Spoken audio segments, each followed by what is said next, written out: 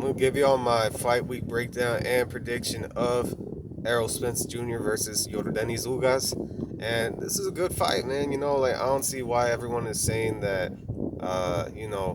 Like everyone's undermining this fight over fights like obviously the ones that we want with Terrence Crawford or yeah, just Terrence Crawford, man, because that's the one that everyone wants to see the most. But I want us to cover this fight a little bit more into detail, because I think that it's slept on. Because Yordenis Ugas is he's game, man. He's game. Like he has his wins over Manny Pacquiao, of course, man. But we got to remember some of those fights that he had that were very close. Like which one was it?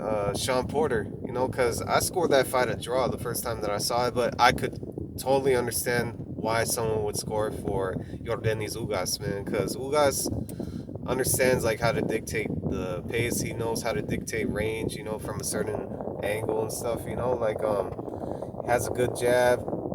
Uh, he's under good tutelage of Ismail Salas. Like he built up his confidence in his own abilities. Because I saw an interview one time where he was saying that Yordenis Ugas at the very beginning of his career, like before he had him, when he was fighting guys like Amir Imam and lost to Amir Imam, Yordenis Ugas had a lot of problems in his confidence. Like he wasn't really a confident fighter, and Ismail Salas, like built up that confidence in him. You know what I mean? And that's why you see the product of what he's trained today. Like in a lot of his fights, where he's a lot more assertive.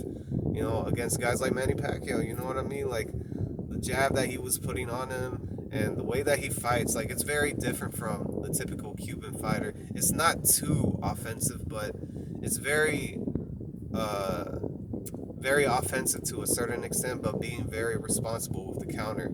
And it's not necessarily him being on the back foot either, like his peers like Guillermo Rigondeaux or Iris Lara. Not like any of them, but it's also not like a Sullivan Barrera.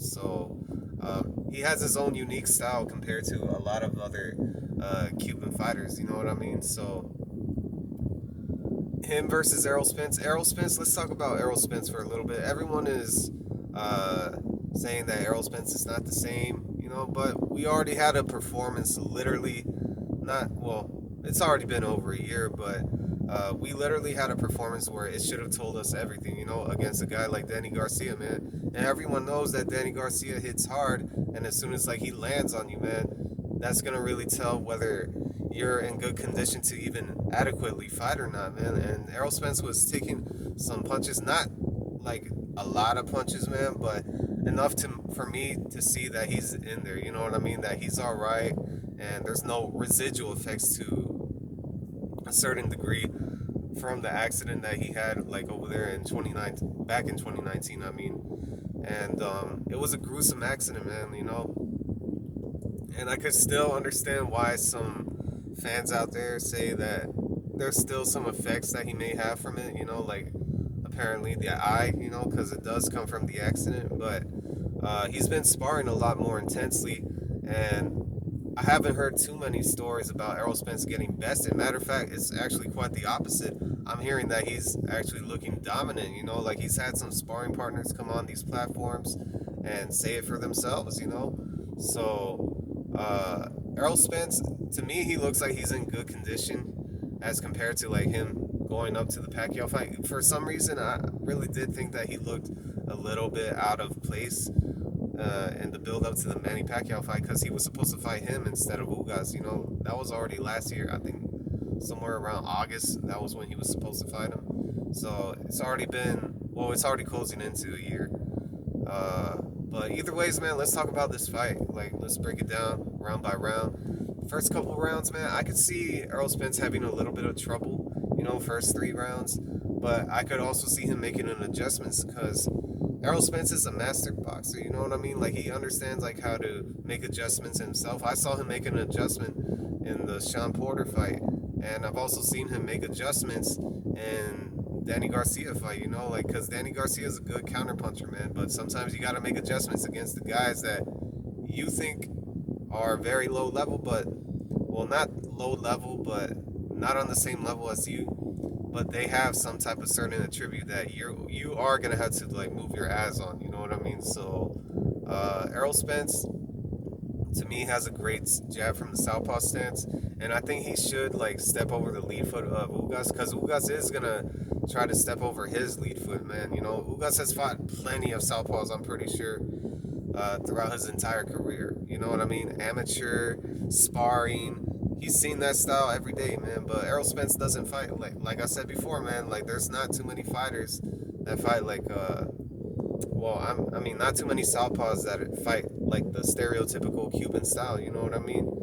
So Errol Spence, man, like I really think that Errol Spence should focus on the right hook a lot more against Yordenis Ugas, and just make sure that you double up the punch variety, man. Like both of these guys like are the same size, same stature, same everything. You know what I mean? Just different philosophies on boxing, different levels to their skill, you know, and different styles. You know what I mean? A little bit more different, you know, with Ugas, because I think Ugas is a sharp counterpuncher, but that can be taken away by somebody like Errol Spence or somebody even like Terrence Crawford, man. But we're not gonna get into that because Errol Spence is the one that's gonna be fighting him on Saturday. So Errol Spence, I think, is gonna make adjustments mid rounds. Like as soon as like he starts landing his right hook a lot more, he starts having a lot more confidence in that.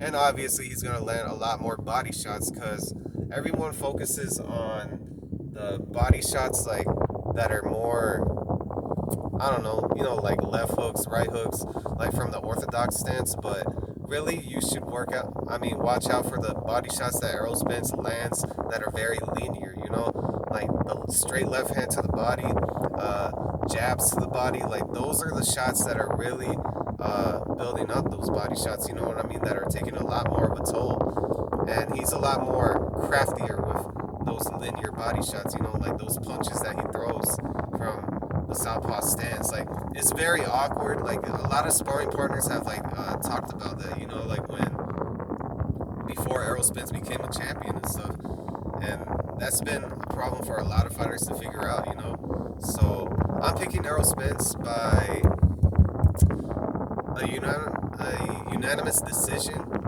but I wouldn't be surprised if he ended up stopping Ugas or, you know, like hurting Ugas a couple times. You know what? I could actually see a knockdown happening in this fight from Errol Spence. But Ugas is going to have his moments, you know, like there's going to be a couple of scares, I would say, you know, like against a guy like Errol Spence. Because Errol Spence has been out for almost 2 years, you know what I mean? Because he fought last time in December of 2020 against Danny Garcia, but I'm still picking Errol Spence, you know, by a dominant fashion, you know, like after like 3 years. Well, I don't want to say dominant, man, like because 8-4 isn't dominant, you know.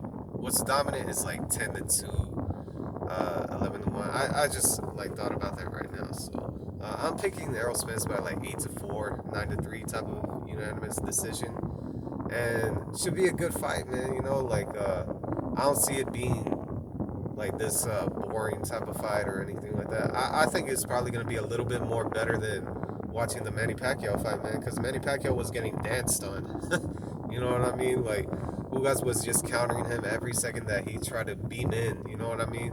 So, yeah, man, it should be a good fight, and hopefully we get to see Terrence Crawford versus Errol Spence by the end of the year, man. You know, Terrence Crawford gets his own fight in because he still needs to get his fight in, like towards the summertime. So I don't know, man. Like we'll find out what happens like after the Errol Spence fight. So appreciate it, y'all, and take it easy. Peace.